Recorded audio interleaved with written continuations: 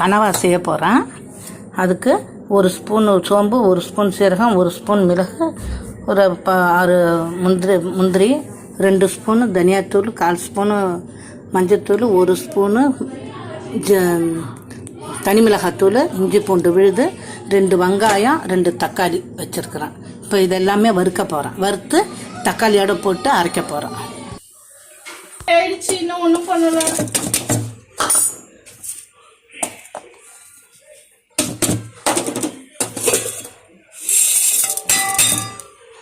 மிக்சியில் போடணும்.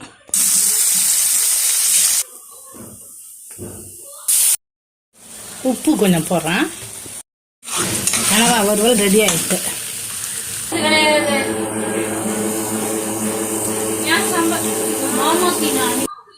கனவா வறுவல் ரெடி. நீங்கள் இதை மாதிரி செஞ்சு பாருங்கள்.